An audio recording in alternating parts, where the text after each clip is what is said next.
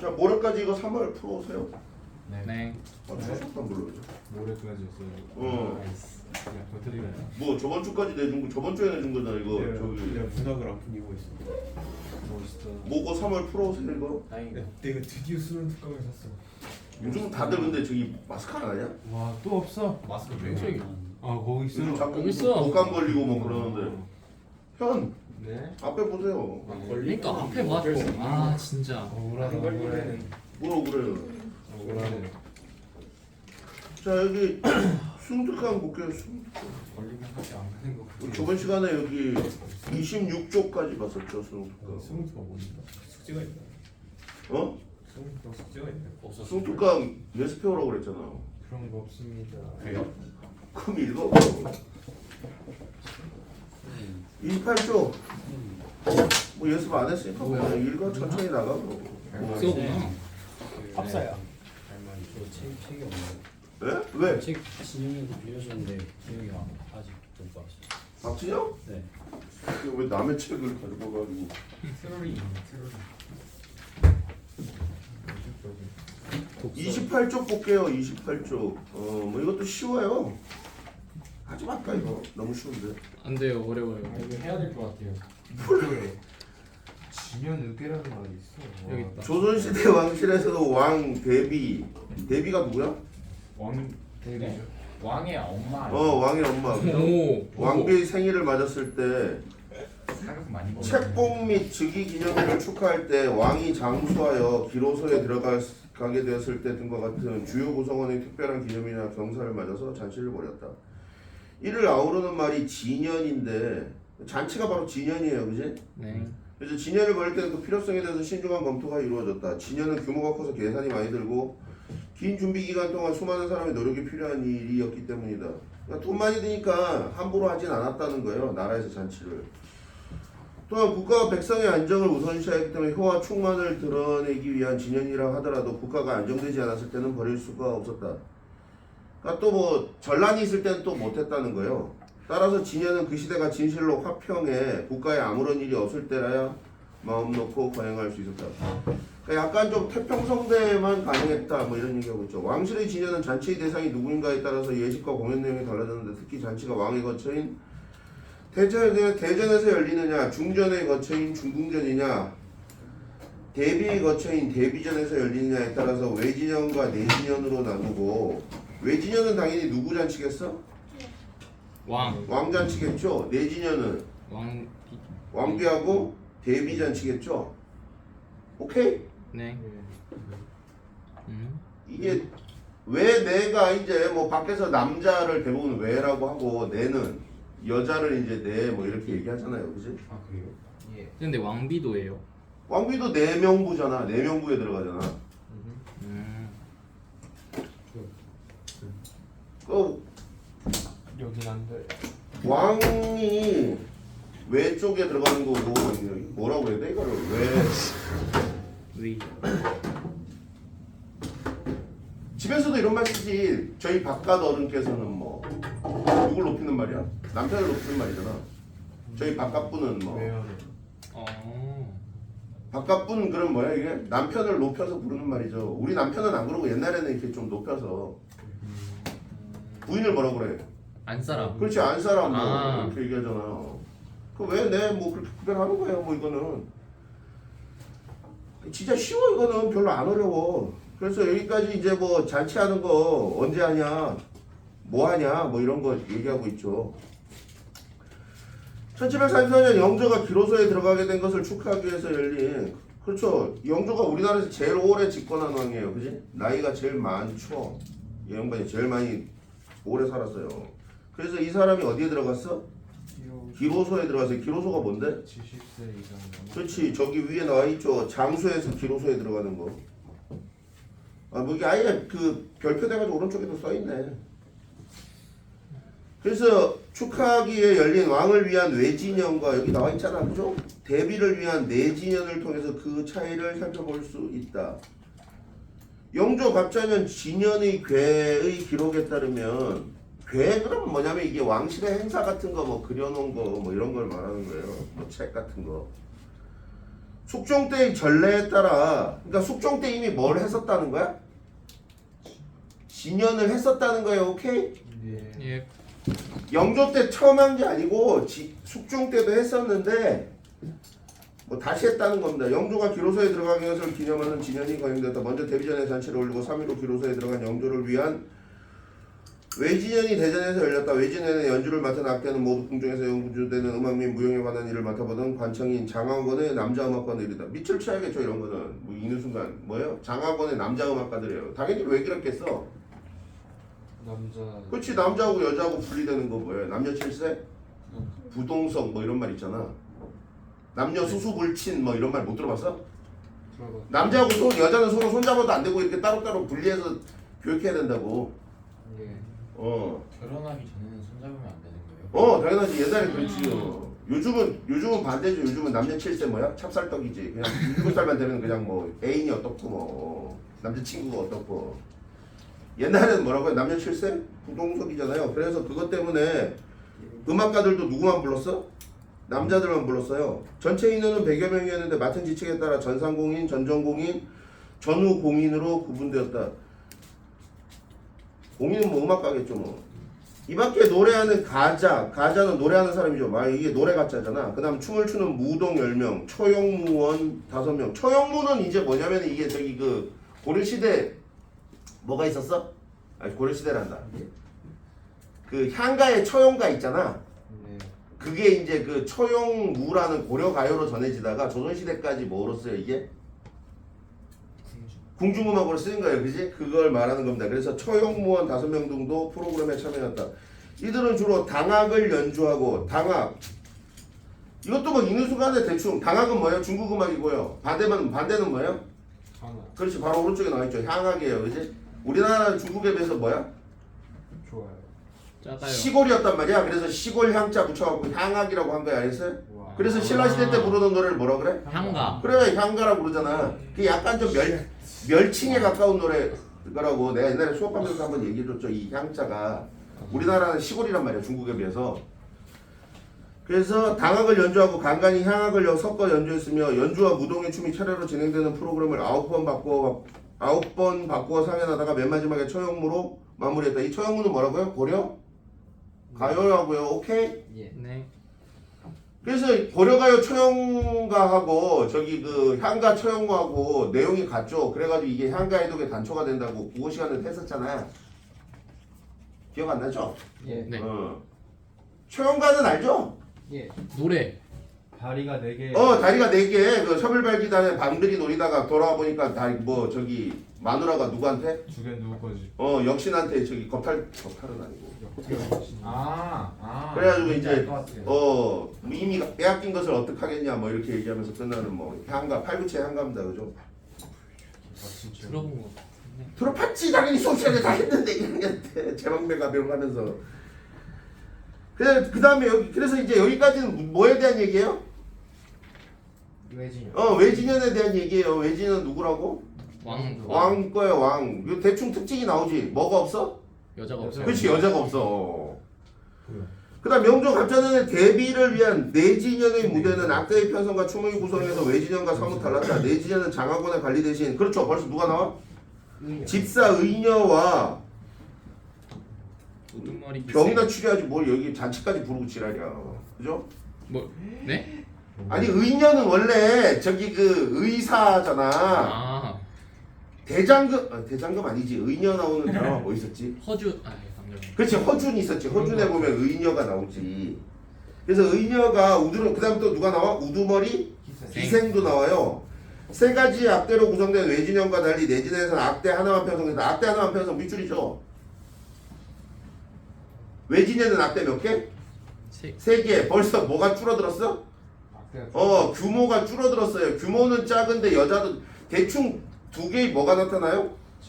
차이 대조를 할 수 있어야 돼. 있는 순간 대충.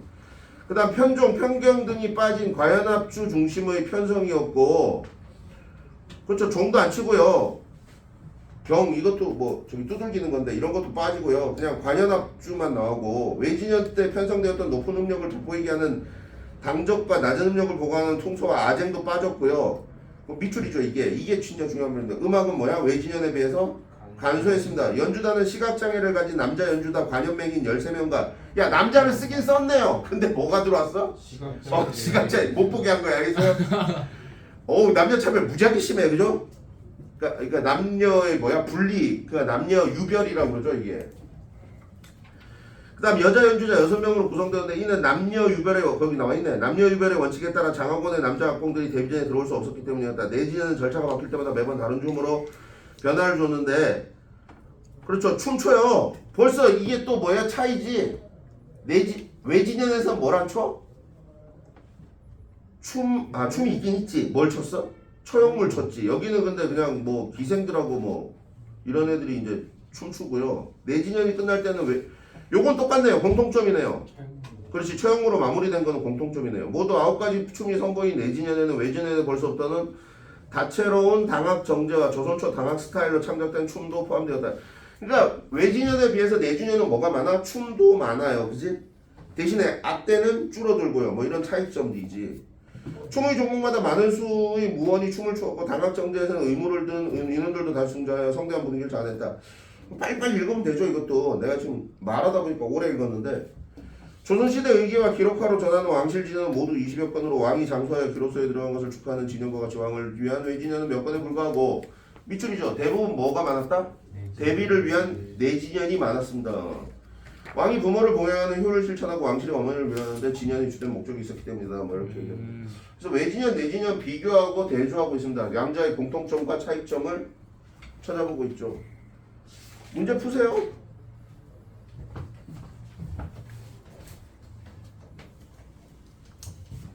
(2분) 줄게.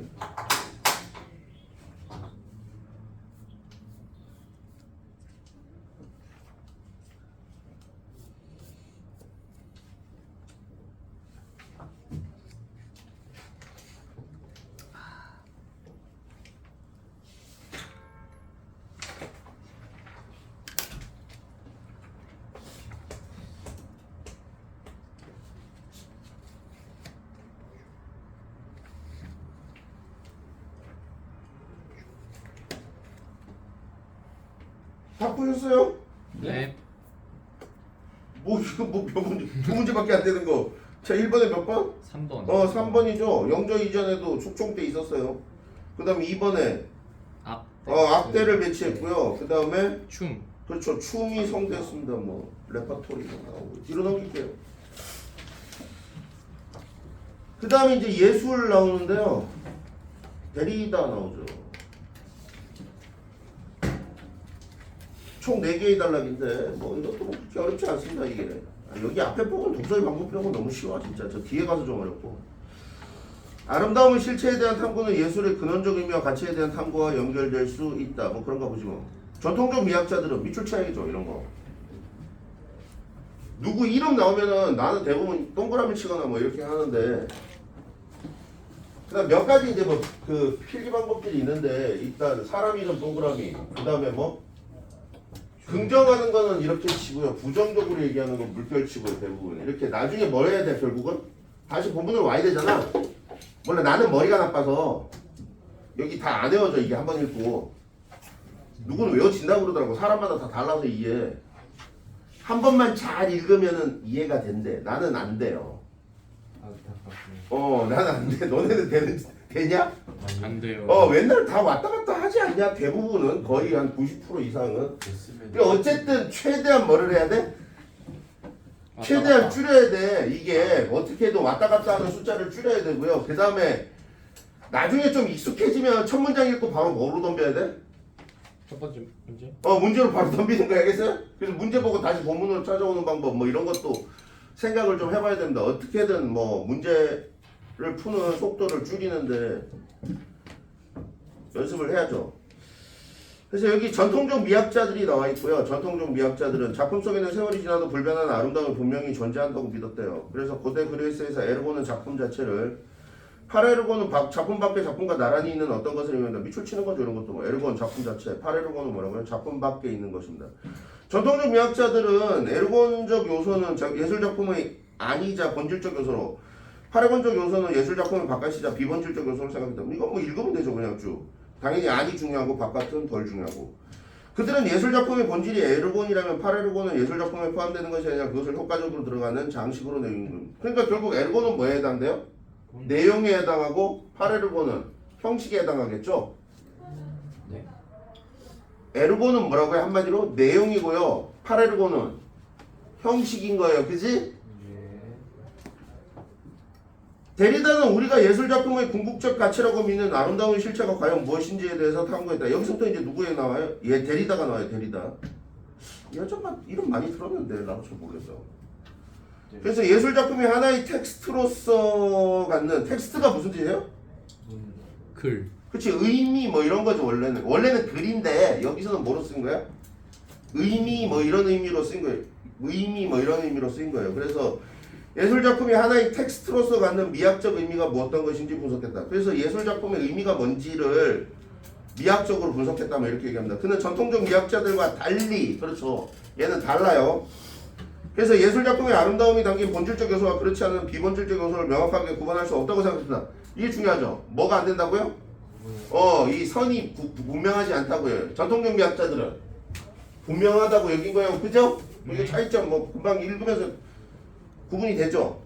그의 이러한 탐구는 전통적 사고를 전복 알죠? 뒤집는 거예요. 그지? 배를 뒤집는 거 뭐 이런 거 주로 전복 쓰죠. 그래서 뒤집는 성질을 지닌 것이다. 가령 액자는 그 자체로서 예술작품과 무관하지만 그림을 어떤 액자에 표구하느냐에 따라서 그림의 느낌이 달라지고 예술작품의 가치를 높일 수 있다. 파레르곤은 그렇죠. 이게 파레르곤이 바로 뭐예요? 형식적 측면 바로 위에 나와 있는 뭘 가리키는 거야? 그렇죠. 액자를 가리키는 겁니다. 그죠? 전통적 기준으로 볼 때 텍스트 바깥에 있지만 텍스트 아까 뭐라고 해석했어요? 의미라고 그랬잖아요. 그지? 그래서 의미를 형상할 수 없다라고 봤지만 데리다의 입장에서는 텍스트의 의미를 구성하고 있는 하나의 요소가 될 수 있으므로 외적인 것이라고 볼 수 없다. 파레르곤은 텍스트 안팎의 경계를 가르는 틀이라고 볼 수 있으나 틀 자체는 정작 텍스트 안과 밖 어느 곳에도 속하지 않는 경계가 될 수 있는 것이다. 그래서 파레르곤이 밖에 있는 게 아니라고 경계라고 본 겁니다. 이 사람은. 누가 데리다가. 데리다는 도형의 경계선이 도형의 내부인지 외부인지 명확하지 않듯이 경계로서의 파레르곤 역시 그 성격을 명확히 구분할 수 없다고 봤다. 그래서 파레르곤은 데리다 입장에서는 외부가 아니고 뭐라고요? 경계쯤 되는 겁니다. 오케이? 예. 이해되죠? 뭐 이런 거 쉽잖아? 데리다가 이렇게 파레르곤의 모호성에 주목하는 이유는 무엇일까? 그는 파레르곤이 예술작품의 안이나 밖에 속하지 않는 그렇죠. 제일 중요한 말입니다. 경계 자체임에 주목함으로써 오히려 예술작품 자체가 하나의 파레르곤에서 안팎의 경계를 갖지 않는 모호한 성격을 지닌 것임을 증명하고자 했다. 뭐하고 다른 거에 계속 얘기하지만 전통적 미학자들하고 차이점이죠. 이 경우 예술작품의 의미는 텍스트 속에 고정되어 있는 것이 아니므로 얼마든지 모호하고 가변적일 수 있다. 따라서 텍스트를 구성하는 어떤 고정된 의미라도 쉽사리 해체될 수 있는 것이다. 그러니까 결국은 의미를 어떻게 할 수 있다고요? 그때 다르게 바꾸어서 파악할 수 있다. 뭐 이런 얘기하는 겁니다. 데리다는 우리가 아름답다고 느끼거나 미학의 대상이 되는 것은 예술작품의 안과 밖 사이의 경계 자체라고 보았다. 안과 밖 사이의 경계 자체 바로 뭐예요? 위에 나와 있는 말? 그렇지. 파레르곤이죠. 파레르곤이 결국 아름답거나 미학의 대상이 된다라고 얘기합니다. 근데 에르곤과 파레르곤을 구분하고 틀 안에만 예술의 불변적 의미라고 존재한다고 본 기존의 고정관념을 해체하여 본질과 비본질, 의미의 무의미라는 전통적 대립구조를 허물고 예술작품에 대한 새로운 시각을 제시했대요. 그래서 전통적 미학자들에 대한 뭐야? 반발을 한 겁니다. 문제 푸세요 이것도. 별로 안 어렵습니다. 이것도 뭐.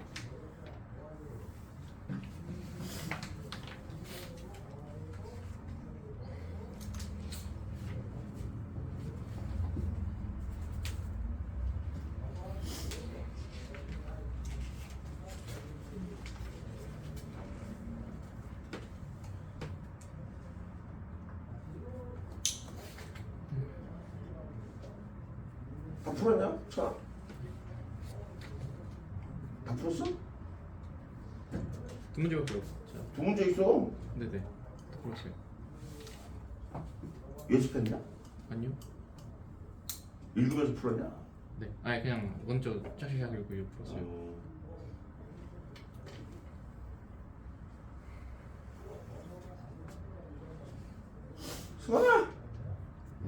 준비하냐 또?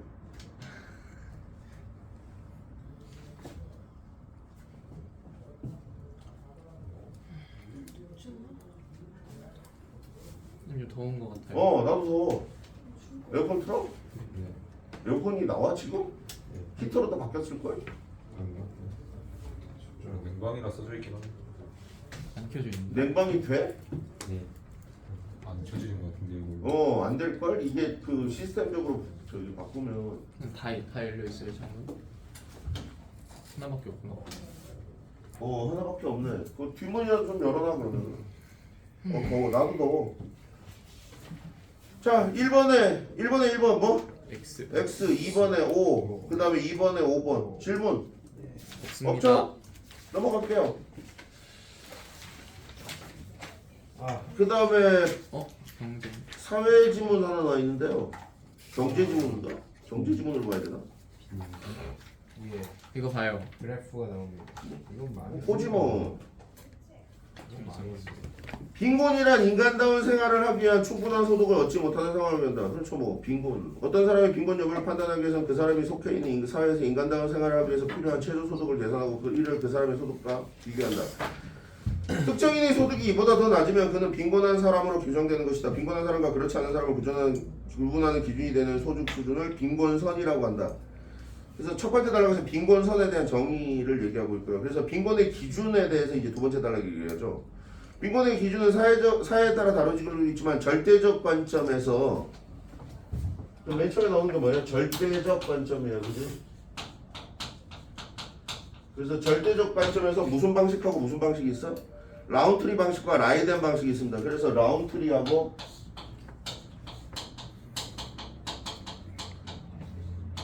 라이덴 방식이 있다, 뭐 이렇게.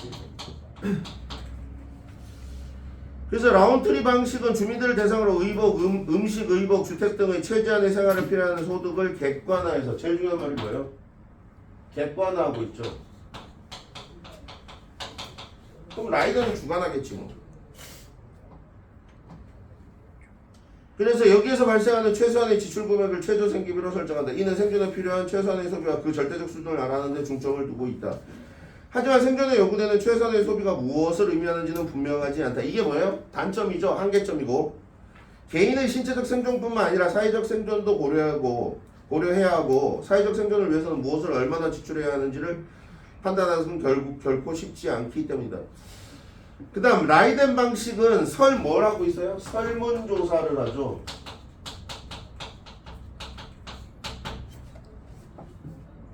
그래서 빈곤선을 결정합니다. 사람들에게 각자의 상황에서 정상적 생활을 영위하기 위한 소득. 요거는 뭐라고요? 위에 거는 최소한의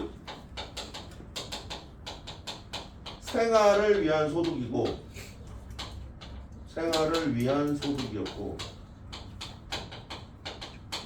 얘는 뭐예요? 지금 방금 전에 읽은 거. 정상적 생활을 영위하기 위한 소득입니다. 그 말이 그 말 같은데 말이 조금 다르죠. 얘는 최소한이고 얘는 정상적 생활을 위한 소득입니다. 그래서 이를 통계적으로 처리해서 최저 생계비를 산출하는 것이다. 이는 사람들의 이거 다시 그렇죠. 여기 나와 있죠. 무슨 화? 주관적이라고요. 주관적이라고. 위에 거는 뭐라고요? 객관화한 건데 여기는 주관적입니다. 이렇게 파편적으로 써 있어요. 여기. 그래서 이거 차이점입니다. 얘는 객관화하고 얘는 뭐라고요? 주관적입니다. 그래서 빈곤선을 산출한다는 점에서 라운트리 방식의 객관적 평가 방법과는 다르게 나타난다. 한편 절대적 관점에 의존하여 빈곤선을 산출하는 두 방식과 달리 자 그렇죠. 상대적 관점이 있어요. 또 이런 데는 그래도 읽기가 참 편한 편이야. 그죠? 친절하게 뭘 해주니까 이렇게 병렬적으로 나열해주니까. 근데 대부분 글들이 이래요. 저기 친절한 편들이야. 아주 거지 같은 거 빼고 몇 개.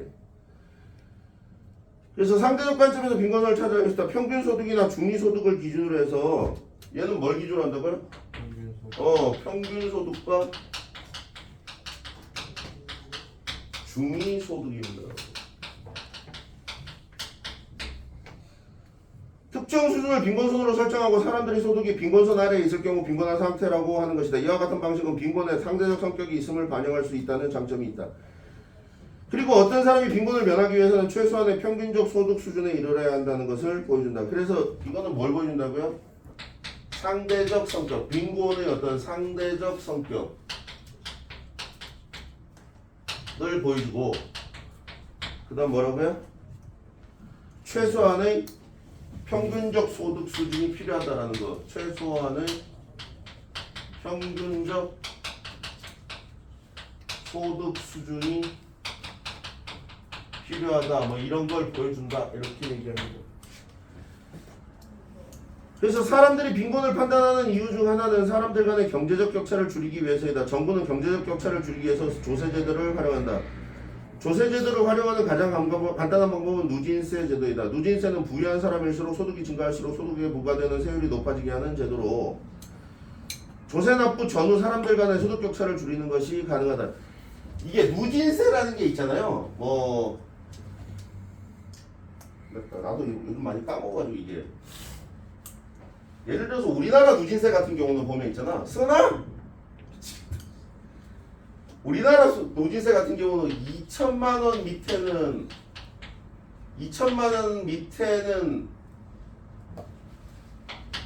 돈을 거의 안 받죠. 그 다음에 여기는 아마 없을 거야. 아마 2천만 원 밑에는 세금이 없고요.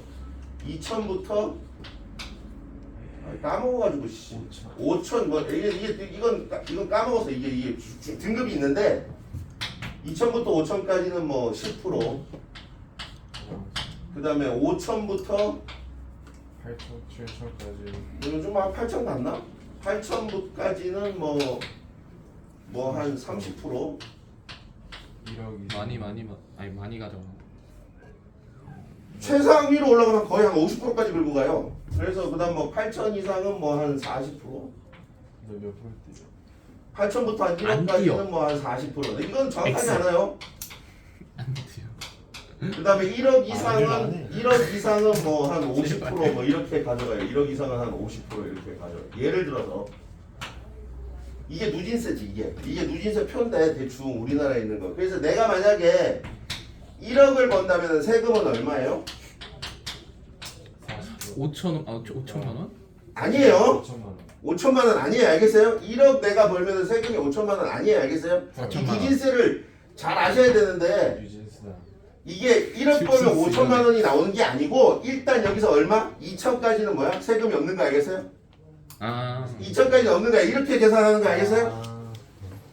이 누진세 제도를 잘 보세요. 이거 많이 나와요. 알겠어요? 되게 많이 나오는 건데 여기서 그냥 깔짝 치고 치우는데 요렇게 계산을 합니다. 그래서 1억 벌면은 2천까지는 안 내고요. 그 다음에 2천부터 5천까지 얼마야? 10%. 10%니까 얼마 되는 거야? 여기까지 얼마 포함돼 있어 지금? 5천만 원. 5천만 원. 500만 원. 아니지 3천만 원 포함돼 있잖아. 3만 원. 3천만 원에 10%니까 얼마야? 300만 원 세금 내는 거야. 오케이? 왜 저? 싸지네. 어? 네. 아니 여기 1억 중에서 2천하고 5천 사이에 들어가는 돈이 얼마냐고. 3천이잖아. 거기에 대한 10%니까 300이 알겠어요? 네. 요렇게 계산하는 거야. 알겠어요? 앞으로 누진세 나올 때 요렇게 푸셔요. 그 다음에 5천부터 8천까지는 900. 900. 그럼 대충 이렇게 900 이렇게 되는 거지. 이건 너네가 더 잘하겠네. 여기는 800. 좀 이상해지는데 계산이? 우리 여기 아니 내가 지금 정확하게 계산이 안 나와서. 그리고 여기는 없어요. 그렇죠. 없죠. 그래서 총 얼마네요? 와, 개구 2천. 뭐요? 그렇죠. 한 2천 정도 내는 거예요. 오케이? 그렇게 많이 안 돼. 5분의 1. 이렇게 내는 거예요. 알겠어요? 근데 이거 계산하기 전에 벌써 또 뭐도 제? 공제도 제예요. 알겠어요? 뭐 자식 있으면 또 빼. 여기서. 10. 그다음 마누라 있으면 또 빼. 그러니까 대신에 마누라는 뭘 안 벌어야 돼? 아, 돈을 안 벌어야 돼. 알겠어요? 가짜 해야 돼. 그래서 이렇게 다 빼고. 그래서 실질적으로는 되게 많아 보이는데 요렇게 떼는 겁니다. 알겠어요? 누진세라는 게 요렇게 뗍니다. 그래서 거의 한 50% 가까이 다 떼는 수준이 어디냐면 거의 한 2억 정도 1년에 벌면이에요. 그래서 2억 이상 벌면은 뭐를 해요, 이 사람이? 탈세. 뭘 탈세를 해? 얘가 이런저런 생각을 하면서 절세를 생각하지. 그래서 내가 아니고 뭘 만들어? 차명계죠. 아니 너가 편의점을 하는데 하루 1년에 있잖아 2억 이상을 벌기 시작해. 그럼 이제 뭘 생각하기 시작해? 법인. 그렇지 법인을 만드는 거 알겠어요? 왜냐하면은 법인세는 1년에 얼마이기 때문에 20%밖에 안 돼요. 알겠어요? 법인세는 20%밖에 안 된단 말이야. 와 멋있다. 그것도 저 밑으로 가면 한 10%밖에 안 돼. 재벌쯤 되면 한 30%쯤 떼고. 그러니까 법인 전환을 한단 말이야. 알겠어요? 법인 전환을 하는 이유는 뭐라고요? 절세하려고. 알겠어요? 그래서 법인을 만드는 겁니다. 법인의 반대말은 뭐예요? 우리 같은 사람들은 개인 사업자. 아니구나. 맞아, 개인이라고도 하는데 원래는 법정 용어로는 뭐라고 그래? 자연인이라고 그러죠. 자연인이요? 어, 자영업자잖아요. 자연인. 자연인이요. 법인은 뭐라고 해요? 법에 의해서 만들어진 사람이. 알겠어요? 나는 자연인. 그러니까 그렇지, 나는 자연인이야. 우리는 다 뭐야? 자연인이. 알겠어? 개인 예. 개인이라고 하면 안 돼. 개인이란 말도 쓰긴 쓰지. 이게 이제 연말에 보면 개인하고. 저기 그 뭐냐 그 불이웃돕기 성금 같은 거 이렇게 모을 때 보면 무슨 법인에서 얼마를 기증했으면 그 다음에 이제 개인은 얼마 뭐 이런 식으로. 근데 원래는 법정 용어로는 뭐라고 한다고? 법인의 반대말은 자연인. 자연인이란 말을 써요. 알겠어요? 이야. 산속에 살 것 같다. 나는 자연인이 아니고 그러니까 사람이란 뜻이. 알겠어? 예. 얘기가 좀 샜는데 어쨌든 그래서 이게 누진세 제도입니다. 이게 또 나올지 많이 나오죠. 누진세. 대충 개념은 뭐 이런 개념이. 알겠어요? 그래서 부유한 사람일수록 소득이 증가할수록 소득에 부과되는 소율이 높아지는 제도인데요. 실제로는 또 뭐 그래 이것도. 그래서 조세납부 전후 사람들 간의 소득 격차를 줄이는 것이 가능하다. 하지만 이는 부유한 사람의 소득도 뭐야? 줄여줘요. 의외로. 그래서 가난한 사람의 소득을 크게 만들 수는 없기 때문에 밑줄이죠. 뭐가 크지 않아? 재분배 효과가 크지가 않습니다. 그러니까 가난한 사람들한테 돈을 줄 방법이 없잖아요. 그러니까 부자한테 돈을 뺏을 수는 있는데 가난한 사람한테 못 주기 때문에 재분배 효과가 낮다 이렇게 얘기합니다. 또한 현실의 조세대 중 누진성이 있는 것은 소득세 등 지극히 소수에 불과합니다. 그렇죠. 소득세 말고 또 뭐 있어요? 소득세 말고 또 뭐 있네? 재산세. 재산세도 있고 또 간접세 직접. 그다음 또 뭐 있어요? 뭐 유지. 그다음에 저기 뭐 주식 거래할 때 거래세도 있죠. 뭐 되게 많아요. 그다음에 우리가 이거 물건 사면은 따라붙는 거 뭐라 그래? 간접 직접. VAT라고 그러잖아. VAT라고 그러잖아. Value Added Tax. 와우. 부가가치세. 그렇지, 부가가치세. 와. 오케이? 예. 그런 거 같은 경우는 간접세인데 그런 거 같은 경우는 뭐라고요? 네. 누진도 안 돼. 알겠어요? 네. 내가 1,000원짜리 아이스크림을 사 먹나? 삼성전자 이채용이 1,000원짜리 아이스크림을 사 먹나? 너희는 세금은 어때? 똑같다요. 알겠어요? 네. 네. 또한 현실의 조세대조 중 누진성이 있는 것, 먼저 읽었죠. 또한 부가가치세의 경우 재화의 가격에 비례해서 커지므로 소득이 낮은 사람일수록 상대적으로 부담이 더 커지는 역진성을 갖고 있다. 이거 뭐라고? 역진성입니다. 그래서 내가 1,000원짜리 아이스크림 사 먹고 세금 10%, 우린 10%죠. 5%인가? 뭐를 10%. 10%. 일본이 5%였는데 10%로 올린 것 같은데. 옛날에 5%였던 것 같은데. 그뿐만 아니라 탈세가 광범위하게 이루어지는 환경이라면 조세대조의 실질적 누진성은 매우 작을 수밖에 없다. 조세대조를 활용해서 소득 격차를 줄이는 다른 방법으로는 부의소득세 제도가 있다. 이 부자가 좀 거지 같은데 부는 뭐예요 이거는? 부담한다 뭐 이런 의미 알겠어요? 부담한다 이런 의미예요. 부담부 할 때 부담보 채권 뭐 이때 부자예요 이게.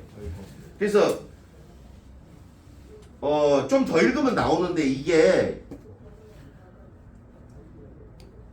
좀 더 읽어볼게요. 그래서 부의소득세 제도는 소득이 일정 수준 이하인 경우 정부가 세금을 거두는 것이 아니라 오히려 보조금을 그래서 부의소득 부담 이 부의소득세 제도는 뭐예요? 보조금. 그렇지 보조금 주는 거예요. 보조금.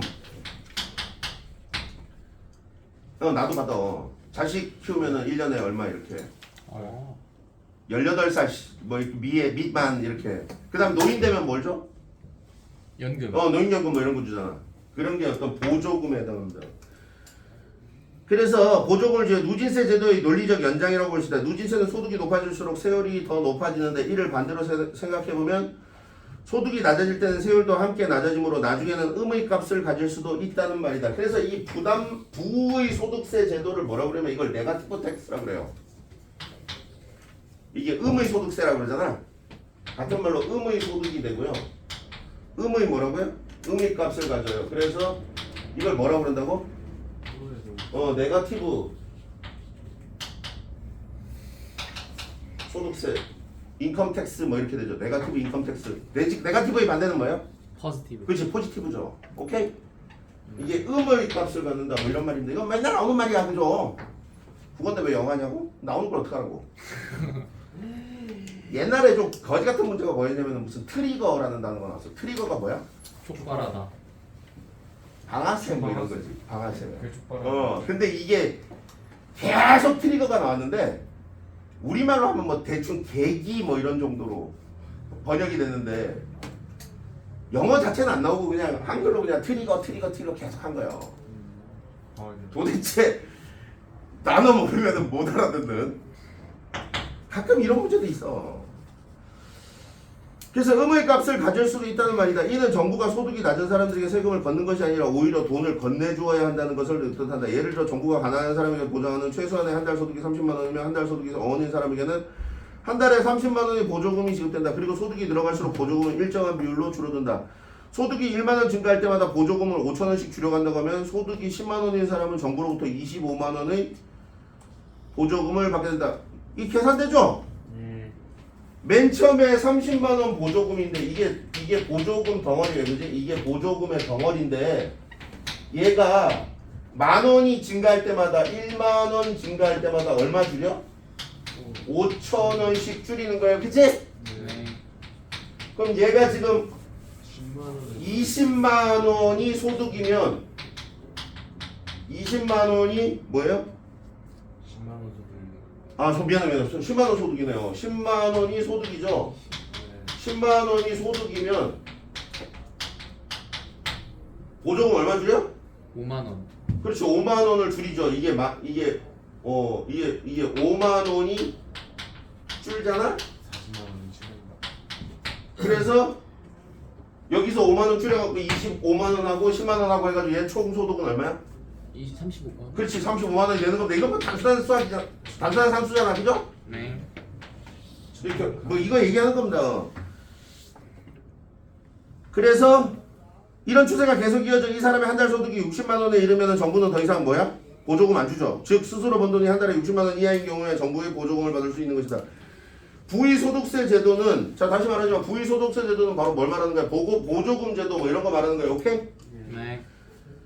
그래서 떳떳하게 이를 받을 수 있다는 장점이 있다. 부주진세 제도에서 소득이 높을수록 더 많은 세금을 내는 것처럼 부의소득세 제도에서는 소득이 낮을수록 더 많은 보조금을 받을 권리가 생긴다고 말할 수 있기 때문이다. 하지만 부의소득세 제도를 시행하기 위해서는 높은 사회적 비용이 듭니다. 왜 높은 사회적 비용이 들어요? 거주니까. 돈을 주니까. 아니지, 이거 다 조사해야 되잖아. 이 사회적 비용이라는 건 조사 비용 같은 거 말하는 거 알겠어요? 그 다음 빈곤의 원인을 근본적으로 치유하는 것이 아니라 단지 빈곤의 증상을 완화해 주는데 그친다는 한계도 있습니다. 이거 뭐 줘봐야 얼마 되냐고. 그래서 요즘 뭐 저기 뭐 나오는 그 이재명 뭐 그 양반이 하는 말이 뭐 있어요? 기본 소득 뭐 이런 거 얘기하죠. 기본 소득. 기본 소득 뭐 이런 거 얘기합니다. 1인당 아예 뭘 주자고? 얼마간의 소득을 아예 보장해 주자고. 우리나라 지금 저번에도 한번 얘기했는데 우리나라에 1인당 국민소득이 얼마야? 3만 원. 한 3만 불 정도 돼요. 지금 왔다리 갔다 하는데 3만 불에서 좀 떨어지기도 하고 뭐 올라가기도 하고 하는데 3만 불이면 얼마야 대충? 360만 원. 4,500만 원 정도 되지. 불이 좋게 올려. 1인당 국민소득이면 4,500만 원 정도 돼요. 세금 때문에. 환율로 바꾸면 근데 내가 얘기했잖아. 우리 집이 4인인데 쌤이 나랑 우리 마누라랑 애랑 둘이서 4인인데 그러면은 우리 집이 얼마를 벌어야 돼? 되게 많이. 2억 벌어야 돼. 그죠? 그래야지 1인당 국민소득을 하는 거야. 네. 난 못 벌거든. 아하. 1인당 국민소득만큼도 못 버는 거 알겠어요? 헐. 뭐가 안 이루어지는 거야? 분배. 그치, 부의 재분배가 잘 안 이루어지는 거 알겠어요? 네. 누구만 부유하고? 원장님. 유효천. 재벌 뭐 이렇게 위에 상위 10%만 오케이? 유효천만 부여. 좀 부유하고 부의 재분배가 안 이루어진다 뭐 이런 얘기 하는 겁니다. 자 마지막 단락입니다. 그래서 조세제도를 활용해서 경제적 격차를 줄이는 정책은 빈곤을 근본적으로 퇴치할 수 없다. 또한 경제적 효율성이 떨어진다는 것도 문제가 될 수 있다. 공평성을 추구하는 정책이 사람들 간의 경제적 격차를 줄일 수는 있지만 그렇죠. 이렇게 하다 보면 결국 뭐가 생겨요? 밑줄. 사회 전체의 부의 크기가 줄어듭니다. 오케이? 아 이거를 설명을 해야 돼. 사회 전체의. 안 돼. 이거 나중에 할게 이거는. 네. 그래서 나쁜 영향을 줄 수 있는 거다. 그래서 경제적 효율성이 떨어져서 사회 전체의 부의 크기가 줄어들면 오히려 빈곤한 사람들이 가지는 절대적 부의 크기가 줄어들 수도 있고 이는 공평한 분배가 가난한 사람의 실제 생활을 높이는 데 실질적 도움이 되지 않을 수 있음을 보여준다. 그래서 결국 경제적 격차를 줄이려는 정책은 문제 상황의 단기적 해결을 위한 것보다는 장기적 측면에서 스스로의 힘으로 빈곤에서 벗어나게 도움을 줄 수 있는 방향으로 진행될 필요가 있다. 그래서 결국 본인이 노력해야 된다. 뭐 이딴 식으로 결론을 내리고 있는데 글쎄요 뭐 좀 그래 이 글 자체는 어쨌든 1번하고 2번 풀어보자 문제. 뒤에 다 풀었어? 어? 뭐가? 풀어보세요. 안 풀었는데. 벌써 다 풀었어? 너 USP 아니야? 아니요. 그럼 언제 풀었어? 그냥 먼저 읽고 풀고 말 들었어요. 현재인데? 아니 근데 마더탕 이런 거보다 좀 아 여기 쉬워 앞에는. 여기 앞부분은 되게 쉽다니까 여기는 이제 완전 맛보기 있잖아. 오히려 수특 지문이 더 더러워. 저기 모고보다. 아 그래요? 저 뒤로 가면 갈수록 문제가 더 깔끔없죠. 수특 문제 어려워. 이 정도 수준까지 잘 안 나와요 솔직히. 여기 말고 여기. 아그 저기 진짜- 그 진짜 저 뒤에 가서 그 단원별로 돼 있는 거. 파트별로 돼 있는 거 가면. 미안아. 예. 풀었냐? 예.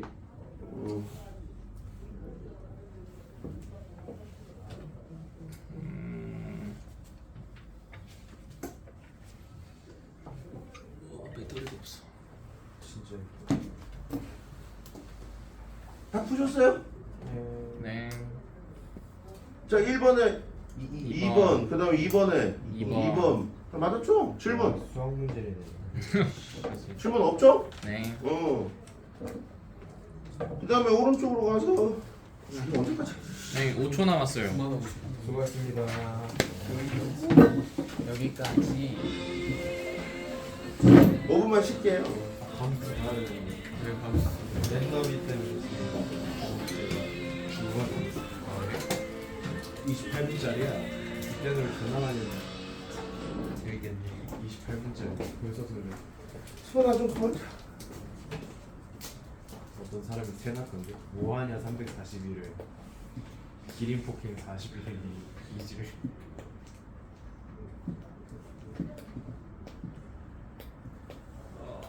의자 폭행 27 고트 달성 조치